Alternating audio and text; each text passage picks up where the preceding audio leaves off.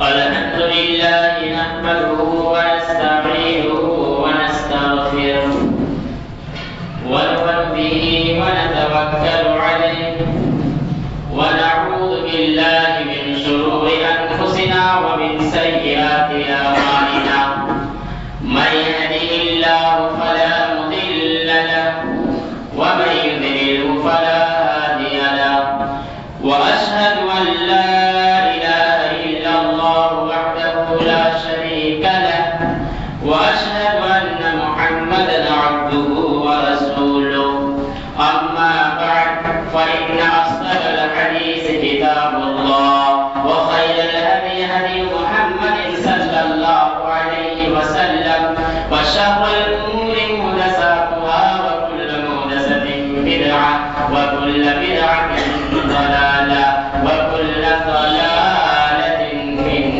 النار. فأعوذ بالله السميع العليم من الشيطان الرجيم. بسم الله الرحمن الرحيم. يوم نقول لجهنم هل امتلأت وتقول هل من مزيد وأزلفت الجنة للمتقين غير بعيد هذا ما توعدون لكل أواب حفيظ. وقال الله تعالى في موضع آخر ولنبلونكم بشيء من الخوف والجوع ونقص من الأموال والأنفس والثمرات وبشر الصابرين. ہر قسم کی تعریف و توصیف حمد و ثنا اس وحدہ لا شریک خالق کائنات مالک ارض و سما کے لیے لائق و زیبا سزاوار ہے، جس نے ہمیں اور آپ کو اس دار فانی کے اندر پیدا کیا اور پیدا کرتے ہی ہمیں یوں ہی ایسے ہی بھٹکتے ہوئے نہیں چھوڑا، بلکہ ہمیں قرآن و حدیث کے مطابق اپنی زندگی کو گزارنے کے لیے پیدل پہ انبیاء کرام اس دنیا پر بھیجے گئے. ان میں سے ہمارے آخری نبی آخری کلی امام الانبیاء پر بے شمار درود و سلام کا پھول نچھاور ہو. آمین. اللہم صلی علیہ وبارک علیہ. محترم ناظرین، نوجوانان کرام، عزیزان گرامی، پردہ نشین خواتین اسلام، خطبہ مسنہ کے بعد قرآن مجید کی ایک آیت کا ٹکڑا آپ کے سامنے تلاوت کی گئی ہے. آج کے اس خطبہ جمعہ میں میں جس موضوع کے تحت آپ کے سامنے کچھ باتیں رکھوں وہ ہے نبی کے آنسو. اب یوں سمجھیے کہ اللہ کے نبی کس کس مقام پر روئے اور آپ کے آنکھوں سے آنسو بہے. تو آئیے دیکھتے ہیں کہ ہمارے آخری نبی کن کن مقام پر روئے تھے. در حقیقت یہ دنیاوی زندگی میں یہ بات اظہر من الشمس ہے کہ ہر شخص کے ساتھ ایسے معاملات پیش آتے رہتا ہے کہ کبھی خوشی اور کبھی غم. جو انسان یہ دعویٰ کرے کہ میرے اندر کبھی کوئی غم نہیں آیا، میں خوش ہی خوش ہوں، تو در حقیقت وہ انسان ہی نہیں، کیونکہ انسان کی یہ حقیقت ہے کہ اس کے اندر غم بھی آئے گا اور خوشی بھی آئے گا. اور جو کوئی یہ بھی کہتا ہے کہ ہمیں صرف غم ہی غم ہے کبھی خوشی نہیں ہے، وہ بھی مکمل انسان نہیں ہے. ایک مکمل انسان ہونے کے لیے یہ علامت ہے کہ اس کے اندر دنیاوی زندگی کے اندر غم اور خوشی یہ دونوں چیز آتے جاتے رہتے ہیں. اور یہی معاملات ہمارے جو آخری نبی ہے ان کے ساتھ بھی ہوا. تو اس سے پتا چلا ہے کہ وہ بھی ایک مکمل انسان ہے. جہاں بھی حیث رسول و معاملہ الگ ہے، لیکن یہاں بات ایک انسان کی ہے. تو آئیے دیکھتے ہیں کہ اللہ کے نبی کس کس مقام پر روئے.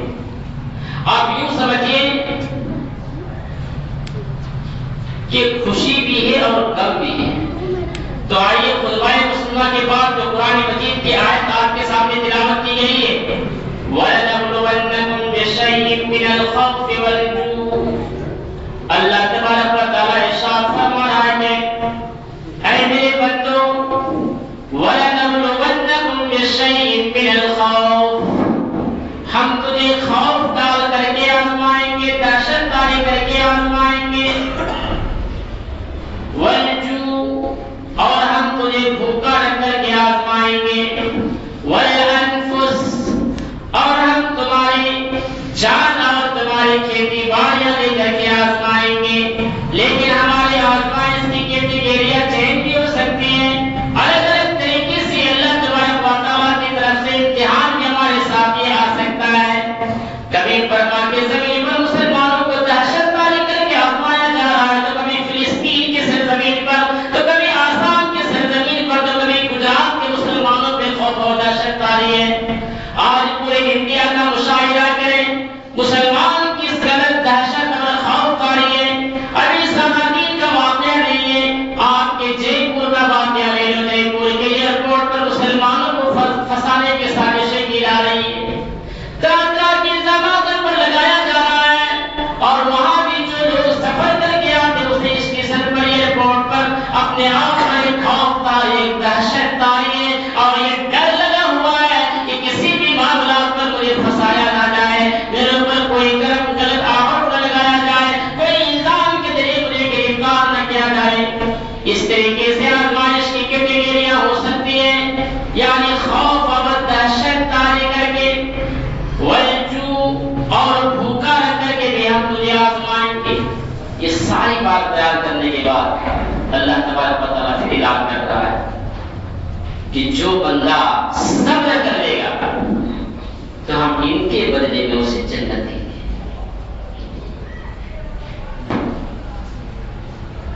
آج یہ بھوک کا بڑا عجیب مسئلہ ہے۔ اگر انسان کی منڈی اگر تھوڑا سا نقصان پڑ جائے تو انسان اتنا بے صبر ہو جاتا ہے کہ وہ صبر بھی نہیں کرتا ہے کہ چلو اللہ تعالیٰ کبھی منڈی کو دے کر کے آزماتا ہے، کبھی لے کر کے آزماتا ہے، آج نقصان ہے تو کل پڑے گا۔ بھوک کی شدت جب بڑھنے لگتی ہے تو انسان نہ حلال کو حلال دیکھتا ہے، نہ حرام کو حرام دیکھتا ہے، بس جس طریقے سے چاہیے، جیسے چاہیے مجھے روزی روٹی ملنی چاہیے۔ یہ حالات ہے آج لوگوں کی۔ ہم اس نبی کے امتی ہیں، اور وہ نبی جسے اللہ تبارک و تعالیٰ نے خاتم النبیین کے لقب سے ملقب کیا، وہ نبی جسے اللہ تبارک و تعالیٰ نے اپنا حبیب بنایا، وہ نبی جس نبی کو کل میدان محشر میں اللہ تبارک و تعالیٰ شفاعت کی ذمہ داری سونپی گئی ہے۔ کیا نبی مانگ جو مانگ ہم تمہاری شفاعت، تمہاری سفارشی قبول کریں گے۔ اس نبی کے ساتھ ایسے معاملات پیش ہوا ہے کہ رات کے تہائی وقت میں بھوک کی شدت سے ہمارے آخری نبی بھی تڑپ رہے تھے، اور آپ کو نیند نہیں آ رہی تھی، کروٹیں بدل رہے تھے، کئی آپ کی کروٹ کے بدلنے کی آہٹ کی آواز سن کر کے آپ کی اہلیہ بیدار نہ ہو جائے، آپ کے سر کے ہرا کی آنکھیں نہ کھل جائے۔ اللہ کے نبی ان سے بچنے کے لیے رات کے تہائی حصے میں اپنے گھر سے نکل پڑے۔ اس کی آشنا میں حضرت ابوبکر صدیق رضی اللہ عنہ سے ملاقات ہو جاتی ہے، اور سوال کرتے ہیں، اے ابوبکر تمہیں کس چیز نے رات میں نکلنے پر مجبور کیا ہے؟ حضرت ابوبکر صدیق رضی اللہ عنہ کہتے کہ اللہ کے نبی، جس کے گھر میں فکر و فاقہ کی زندگی ہو رہی ہو، اے اللہ کے نبی، اور کس چیز نے ہمیں مجبور کرے؟ بھوکا نے ہمیں مجبور کیا اپنے گھر سے نکلنے کے لیے۔ امام الانبیاء کا جواب سنو لوگو، اللہ کے نبی جواب دیتے کہ اے ابوبکر، جب تم بھوک کی شدت سے گھر سے باہر نکلے ہو تو تمہارا نبی بھی بھوک کی شدت سے گھر سے باہر نکلا۔ دونوں راستے میں جا رہے ہیں، پھر کچھ دیر آپ کچھ دور آگے چلے، اتنے میں حضرت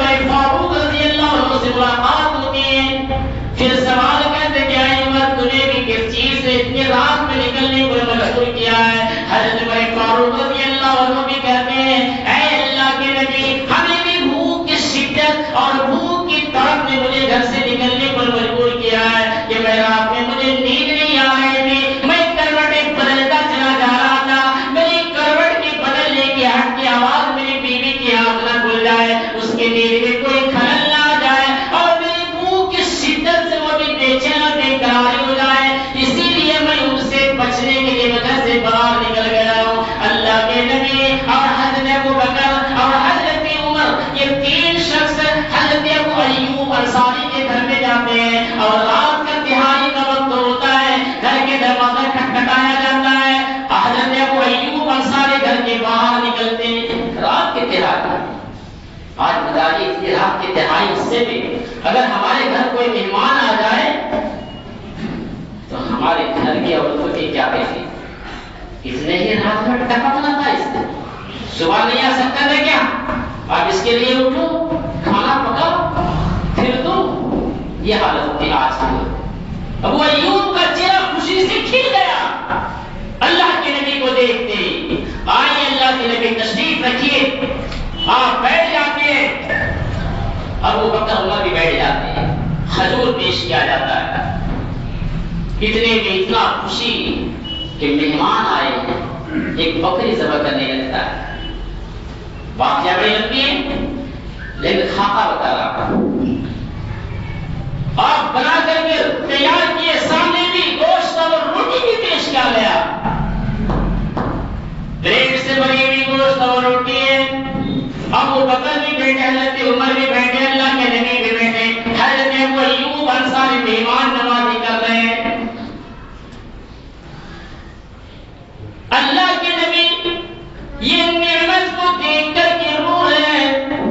حضرت ابو بکر کہہ رہے ہیں اور عمر بھی کہہ رہے ہیں، اے اللہ کے نبی، کئی دن سے بھوک کی شدت سے تڑپ رہے تھے، اے اللہ کے نبی، اللہ تبارک و تعالی اتنی اچھی نعمت دیا ہے، آپ کیوں رو رہے ہیں؟ کھائیے، تلاوت اور فرمائیے، سامنے کھانا رکھا ہوا ہے اور اللہ کے نبی کی آنکھوں سے زاروں قطار آنسو گر رہے ہیں۔ یہ پہلا مرحلہ تھا جو امام الانبیاء کی آنکھوں سے اس مقام پر بھی کھانا کو دیکھ کر کے آنسو گرا ہے، اور اللہ کے نبی روتے جا رہے تھے، اور اللہ کے نبی کے جو الفاظ، جو جملے زبان سے نکل رہے تھے، زاد المعاد ابن قیم کے اندر نکل گیا کہ اللہ کے نبی یہ کہتے جا رہے ہیں کہ اے عمر، اے ابو بکر، کل قیامت کے لیے اللہ تبارک و تعالی سوال کرے گا کہ اے عمر، تمہیں ہم نے اتنی اچھی نعمت دیا تھا، اے ابو بکر، تمہیں ہم نے اتنی اچھی روزی کھلایا تھا، تمہیں اس نعمت پر اللہ کا شکر ادا کیا کہ نہیں کیا، کتنا کیا ہے،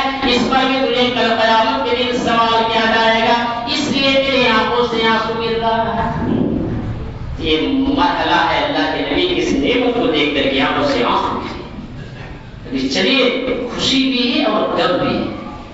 آپ یہ سمجھیے کہ عید کا دن ہے، خوشی کا دن ہے، مسلمانوں کی عید کا دن ہے، اور عید جیسی دن میں اگر کسی کے گھر میں کسی کا انتقال ہو جائے، اللہ نہ کرے ایسا، کسی کا بیٹا کا انتقال ہو گیا، اب بتائیے اس بات کے دل پہ کیا گزرے گا؟ عید کا دن ہے، خوشی کا دن ہے، ایک طرف خوشی بھی ہے، غم بھی ہے، کیا گزرے گا؟ ہر شخص ایک باپ کی حیثیت سے سوچے اس گھر میں کیا گزرے گا، کیا کیفیت تاریخ ہوگی۔ اسلامی تاریخ کی پہلی لڑائی غزوہ بدر کی لڑائی ہے،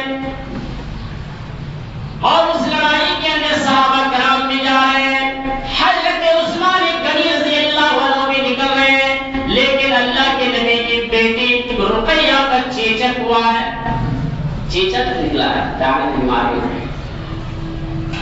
اللہ کے نبی حضرت عثمان غنی کو روک رہے ہیں، اے عثمان، تجھے جہاد میں نہیں جانا ہے، تو اپنی بیوی کی خدمت داری کر، کیونکہ رقیہ کو چیچک ہوا ہے، جو ثواب تجھے جہاد میں ملے گا وہی ثواب تجھے یہاں بھی مل جائے گا۔ صحابہ کرام نے اسلامی تاریخ کی غزوہ بدر کی یہ پہلی لڑائی ہے، اسلام کی تاریخ کا یہ پہلا لڑائی ہے، پہلا جنگ شروع ہوئی، اتنی بھاری بھرکم سے، کثیر تعداد میں نہیں ہے بلکہ کم تعداد میں، لیکن اللہ تبارک و تعالیٰ کی طرف سے مدد ملی اور مسلمانوں کی فتح اور کامیابی ملی۔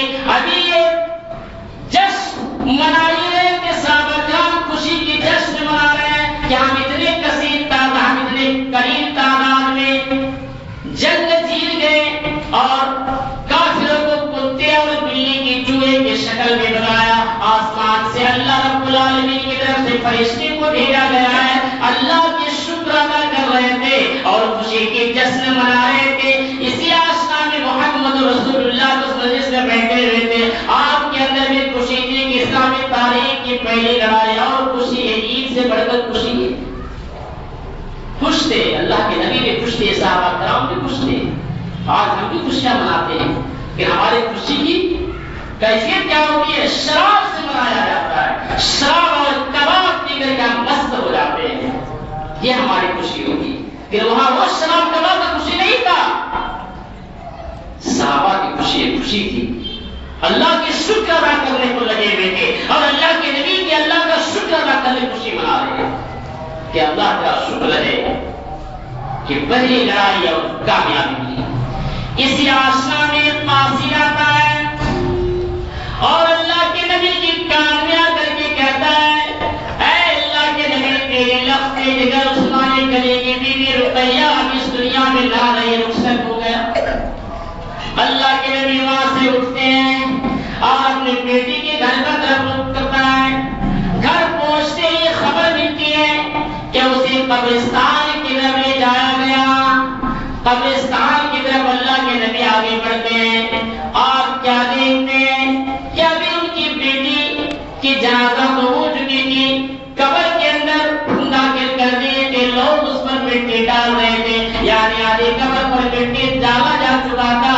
اللہ کے نبی بھی اس کے قبر کے پاس جا کر کے بیٹھ جاتے ہیں۔ آپ اپنے داماد عثمان غنی سے یہاں تک یہ سوال بھی نہیں کرتے ہیں کہ یہ میری بیٹی ہے تو مجھے پہلے خبر کیوں نہیں دی، یا پھر میرے آنے کا انتظار کیوں نہیں کیا۔ لوگوں یہی تو نقطہ مجھے بتا رہا تھا کہ اللہ کے نبی اتنا بھی نہیں کہتے ہیں، خاموش بیٹھ جاتے ہیں اور آپ مٹی دیتے چلے جا رہے ہیں اور اللہ کے نبی کے آنکھوں سے آنسو گر رہے ہیں۔ یہ دوسرا مرحلہ تھا جو جناب محمد صلی اللہ آنکھوں سے آنسو گر رہے ہیں اور صحابہ کرام یہ منظر بھی دیکھ رہے ہیں کہ اللہ کے نبی اس قدر رو رہے ہیں، اس قدر رو رہے تھے، لیکن یہاں غم کے آنسو نہیں، لیکن یہاں خوشی کے آنسو نہیں تھے، بلکہ ایک باپ ہونے کی حیثیت سے، یعنی اللہ کے نبی کی چھوڑو وہ حیثیت کا مقام، ایک انسان ایک باپ کی حیثیت سے کہ اسلامی تاریخ کی پہلی لڑائی کی کامیابی ملی، ایک طرف اللہ رب العالمین نے خوشی بھی رکھا اور اسی دن اللہ کی طرف سے ایک غم بھی ظاہر ہو گیا، یعنی اللہ کے نبی رو رہے ہیں ایک باپ کی حیثیت سے اور صحابہ کرام بھی دیکھتے جا رہے ہیں کہ اللہ کے نبی کی آنکھوں سے اس قدر آنسو گر رہے کہ مٹی کو بھگوتی چلی جا رہی۔ کیا مطالعہ اس واقعے سے کہ کسی کے گھر میں اگر میت ہو جائے تو زیادہ دیر تک اسے نہیں رکھنا چاہیے۔ یاد کرو امام العصر مولانا ناصر الدین البانی، اتنے بڑے محدث جنہوں نے پوری دنیا کے اندر اتنے بڑے کارنامے انجام دیے حدیث کے اندر، اتنے بڑے محدث کہ جس کی حدیث کو لوگ اگر سن لیتے ہیں تو لکھ دیتے ہیں صاحب البانی، کسی کی چڑھاٹ اور مجال نہیں کہ کوئی انگلی اٹھایا جائے۔ اتنے بڑے محدث، اتنے بڑے امام اس دنیا سے رخصت ہو رہے ہیں، لیکن اپنے رخصت سے پہلے اپنے گھروں میں نصیحت کر رہے ہیں کہ اے لوگوں سنو، اے میرے گھر والوں تم بھی سن لو کہ جب میرے روح نکل جائے اور جب میں اللہ کے پیارے ہو جاؤں تو میری ڈیڈ باڈی کو 2 گھنٹہ سے زیادہ میرے گھر میں نہ رکھنا، 2 گھنٹہ کے اندر ہی مجھے قبرستان پہنچا دینا، 2 گھنٹے کے اندر ہی مجھے دفن کر دینا۔ یہی سنت ہے، یہی نبی کی حدیث بھی ہے کہ جس کے گھر میں انتقال ہو جائے زیادہ دیر تک اسے نہ رکھا جائے، چاہے وہ انسان برا ہو یا اچھا ہو، جتنا جلد ہو سکے اس کو اس کی منزل کی طرف پہنچا دو۔ آج ہمارے گھر میں ایسے حادثے ہو جاتے ہیں تو ہم یہ انتظار کر رہے ہیں میرا بیٹا سعودی عرب میں جے پور کے ایئرپورٹ پر آ چکا ہے، جے پور سے آنے میں 5 گھنٹہ کے تاخیر ہو سکتی ہے، چلو 5 گھنٹہ انتظار کر لیتے ہیں۔ آج ہم اسی آس پر لگے ہوئے میرے بھائیوں، یہ طریقہ غلط ہے۔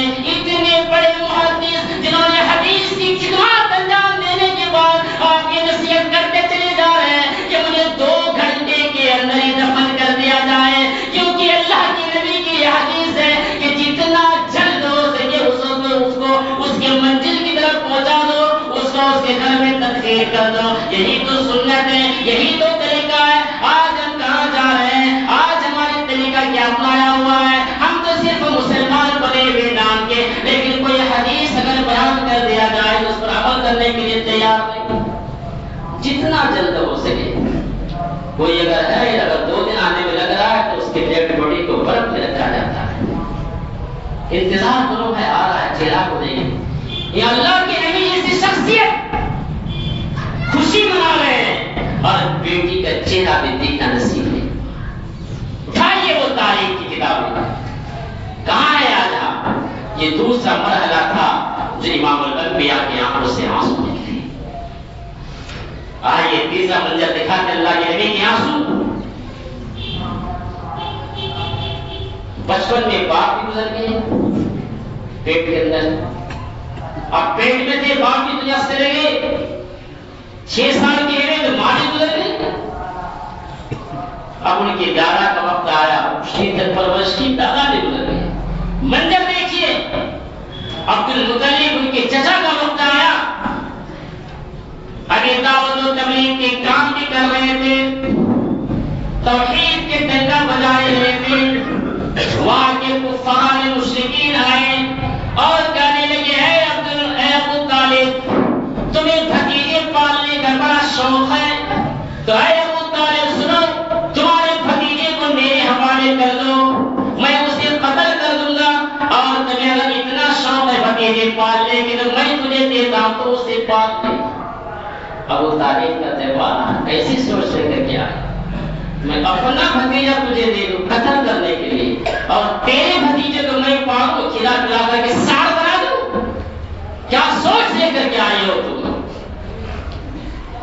آپ نے دیکھا کہ کفار بھڑک رہے ہیں, آپ نے ان سے ملے اور سمجھانے کی کوشش کی کہ بھتیجے اتنا بوجھ اور مجھ پر نہ ڈال, مجھے برداشت کرنے کی اور طاقت نہیں ہے.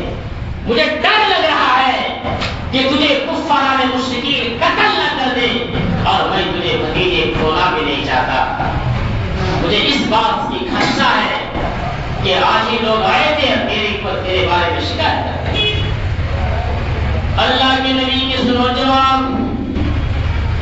تیسرا منظر تھا, اللہ کے نبی کھڑا ہوتے اور بس کا جواب دیتے کہ اے میرے چچا جان, آپ نے قدم قدم میں میرا ساتھ. اے میرے چچا جان, آپ بہت اچھے ہیں, لیکن میں آپ کے اوپر کوئی بوجھ بننا نہیں چاہتا. اے میرے چچا جان, یہ بات تو ناممکن ہے, یہ ہو نہیں سکتا.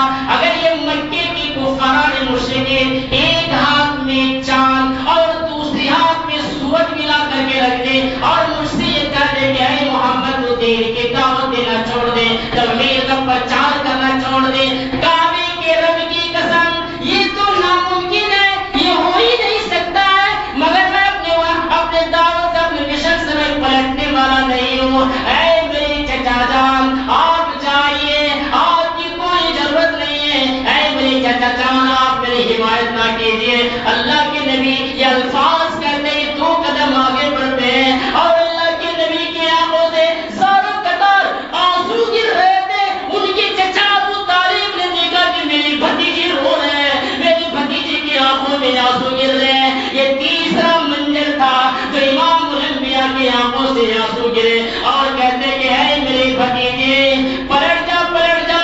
اے میری بھتیجی سن, اب تجھے جانے کی کوئی ضرورت نہیں ہے. اے میری بھتیجی جا, اب میری طرف سے یہ اجازت ہے. اس مکے کے اندر کوئی بھی ماں نے اب تک اپنے لال کو ایسا دودھ نہیں پلایا ہے جو تیرے بدن میں کوئی خواص کر سکے, تجھے قتل کر سکے, تجھے کوئی ٹچ کر لے. اب میری طرف سے کھلا اجازت ہے. اے میری بھتیجے جا, تیرے رب نے جو تجھے پیغام دے کر کے بھیجا ہے اپنے مشن کا دعا کر لے, اپنے توحید کا پرچار کر, حق بات ڈنکے کی چوٹ میں بیان کیا کر. اے میرے بھتیجے, اب میں تمہارے ساتھ ہوں, تمہیں کوئی انگلی دکھانے کی ہمت نہیں کرے گا. یہ تیسرا منظر تھا جو امام الانبیاء کے آنکھوں سے آنسو نکلے. کہاں ہے آگا؟ ابھی دیکھیے چچا بھی زیادہ نہیں کر رہی ہے. آپ کو یہ خبر ملی کہ کوئی مرض الموت کے اندر مبتلا آپ دوڑتے ہوئے آتے ہیں کہ کہیں میرا چچا بغیر کلمہ پڑھے اس دنیا سے رخصت نہ ہو جائے.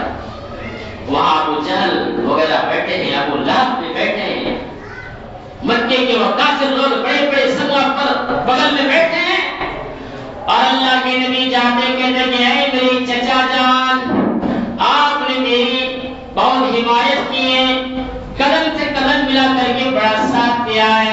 اے میری چچا جان, یہ آخری مرحلہ ہے. جا کر کے اپنے چچا کے کان میں کہتا ہے کہ اے میری چچا جان, صرف آپ ایک بار لا الہ الا اللہ پڑھ لیجیے, میں اپنے رب سے کل قیامت کے دن سفارشی کرا دوں گا. اے میری چچا جان, ایک بار اگر جوڑ سے آپ کو ڈر لگ رہا ہے میرے کان میں کہہ دیجیے, اتنا بس کافی ہے. چچا نے کیا سوچا, بھتیجے کی فرد محبت ہے. آپ یہ سال یہ سوچے ہوں گے اپنے دل کے اندر کہ اگر میں گزر جاؤں تو لوگ کیا کہیں کہ محمد نے زبردستی کلمہ پڑھوا لیا ہے, اور میرے جانے کے بعد یہ کفار مشرکین پر ٹوٹ نہ پڑے. یہ سوچ کر کے اس نے انکار کر دیا. لوگوں نے کہا, ابو جہل ابو لہب نے کہا کہ اے ابو طالب, مرتے وقت اپنے باپ دادا کے مذہب کو چھوڑ دو گے, اپنے باپ دادا کے دین کو چھوڑ کر کے تم محمد کے دین پر آ جاؤ گے. یہ کیسا انصاف, یہ کیا طریقہ ہے. یہ الفاظ جب ابو طالب کے کان میں ٹکرایا, ابو طالب نے برجستہ کہا کہ اے میرے بھتیجے, مجھ پر اتنا زور نہ لگاؤ, میں یہ کلمہ نہیں پڑھ سکتا. اور اسی پر ان کا انتقال ہو جاتا ہے. خیر ان کا بھی لاش لے جایا جاتا ہے. جب وہ ان کے ڈیڈ باڈی کو قبرستان کے اندر لے گیا, جب انہیں بھی تدفین کرنے کا وقت آیا, مٹی نے جب لوگ فارغ ہو گئے, فرد محبت میں اللہ کے نبی کے آنکھوں سے بھی اس منظر, اس گھڑی پر بھی آنسو نکل رہے تھے, اور آپ زاروں قطار رو رہے تھے. لوگوں نے دیکھا کہ اللہ کے نبی رو رہے ہیں, اور روتے ہوئے اللہ کے نبی کے ہاتھ فرد محبت میں اٹھ گئے دعا کے لیے. آپ دعا مانگنے لگے کہ اللہ اسے بخش دے.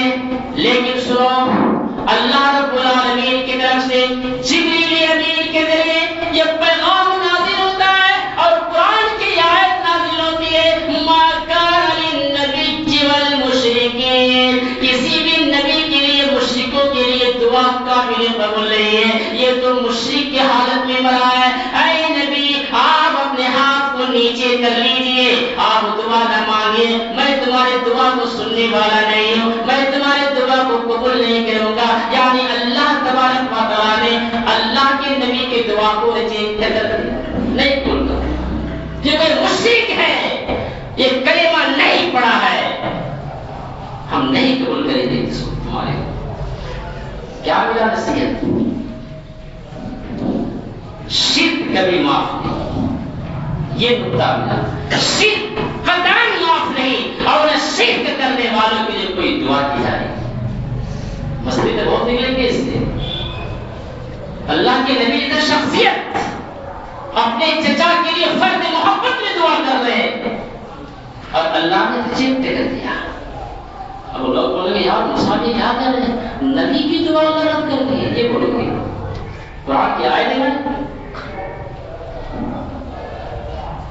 یہی نصیحت ملی اس واقعے سے. یہ چوتھا منظر تھا, اللہ کے نبی کی آنکھوں سے آنسو نکلے. اور ایک آنسو والا منظر بتا کر اپنی بات ختم کرتا ہوں.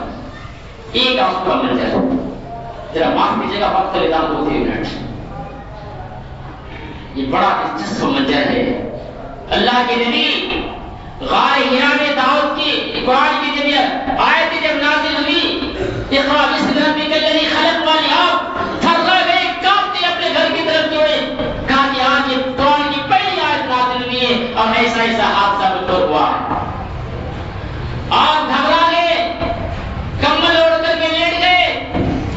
آپ کی بیوی خدیجہ, آپ کی بیوی خدیجہ اٹھتے ہیں, اور وہ بھی لے جاتے ہیں کسی کے پاس, کہتے ہیں کہ میرے شوہر کی گھبراہٹ تاری ہونے لگی ہے. اتنے میں آپ جائے رہتے, آپ نے کیا سنا کہ محمد دین کی دعوت دیتے ہیں, گھروں سے بھائی بھائی کو جدا کروا دیتا ہے, میاں بیوی کو الگ کروا دیتا ہے. ان کی بات میں تاثیر ہوتی ہے, یعنی لوگ انہیں ڈھونڈ رہے ہیں, ان کو جھوٹا ٹھہرانے کی الزام لگایا جا رہا ہے. اور اسی مکے کی سرزمین پر حضرت خدیجہ رضی اللہ عنہا تنہا کھڑا ہوتی ہے. اے لوگوں, اس واقعے کو بتانے چاہیے کہ آپ کے اندر ایمان کی چنگاری پیدا ہو جائے کہ حق بات کہیں گے کھل کر کے کرنی چاہیے، ڈرنا نہیں چاہیے۔ ایک عورت سے سیکھو، کافر لوگ ٹوٹ پڑ رہے ہیں اور خدیجہ کھڑی ہو جاتی ہے اور کہتی ہے اے مکے کی ظالموں، اے مکے کی کافروں، تم میرے شوہر کو جھوٹا کر رہے ہو، تم اسے جادوگر کر رہے ہو، ان کی باتوں میں تاثیر ہے، برا برا سے خطاب دے رہے ہو، تم نے ان کے ساتھ نہیں گزارا ہے، میں ان کے ساتھ رات دن رہتی ہوں، میں گواہی دیتی ہوں کہ میرا شوہر بالکل سچا ہے، یہ اپنے طرف سے کوئی بات گڑھ کر کے بیان نہیں کرتا ہے۔ وما ينطق عن الهوى إن هو إلا وحي يوحى، جو آسمان کی طرف سے وحی نازل ہوتی ہے وہی باتیں لوگوں تک پیغام دیا جاتا ہے، پہنچایا جاتا ہے۔ میں اعلان عام کرتا ہوں اور اسی مجمع کی نظر خدیجہ دیکھتے کہ چوٹ میں اعلان کرتی ہے، سارے منہ توڑ کفار مشرکین کو تہہ تنہا جواب دیتی ہے۔ یہ جواب سننے کے بعد اور خدیجہ یہ بھی کہتی ہے تم مجھے ٹوٹ پڑ رہی ہو، لکھا ہے امام الہند مولانا ابوالکلام آزاد رحمت عالم کے نقل کیا ہے کہ یہ خاتون نے اسی برجستہ جواب دیتے ہوئے کہا کہ کس کی کتنی جرات ہے کہ تمہیں سرتاج کے اوپر ٹچ کرے گا، آ کر کے تو دیکھ لیں کہ دین کی بات کو پہنچانے میں تو اس پر ظلم کرتا ہے، مجھے اس رب پر بھروسہ ہے، مجھے اس پروردگار پر مجھے ناز ہے کہ میرے شوہر کے بدن میں خراش تک نہیں آنے دے گا۔ ایک عورت رب پر توکل کر رہی ہے، یہ مقدرہ غور کر رہے ہیں۔ آج ہمارے گھر میں کوئی مصیبت آ رہی تو رب تو نہیں، بابا کے پاس دوڑتے، بابا بچا دے، تیرے در پہ آیا مجھے لاشوں بھر کے جاؤں، یہ حالات ہے ہماری۔ سیکھو توحید کیا ہے، توحید کسے کہتے ہیں، اور ایمان کی پختگی سیکھو۔ ماں خدیجہ سے کس نے کیا جواب دیا تھا، آج کہاں ہے توحید ہمارے پاس؟ تو یہ 5واں منظر تھا جو اللہ کے نبی کی آنکھوں سے آنسو نکلے۔ ایسے بہت سے آنسو والی باتیں ہیں۔ اللہ رب العالمین سے دعا کریں کہ اس وقت اللہ تعالیٰ ہم سب کو توحید کی اہمیت کو سمجھنے کی توفیق عطا فرمائے، اور اللہ رب العالمین سے یہ بھی دعا کریں کہ جب ہمارا خاتمہ ہو تو ایمان کی حالت پر خاتمہ ہو۔ آخر میں اللہ سے یہ بھی دعا کریں کہ باہر العالمین شیطان ہمارا کھلا دشمن ہے، اس سے ہمیں بچنے کی توفیق عطا فرما۔ آمین۔ بارک اللہ لنا ولکم فی القرآن العظیم ونفعنا وإیاکم بالآیات والذکر الحکیم انہ تعالی جواد الیک مالک و رؤوف رحیم ورحمۃ اللہ۔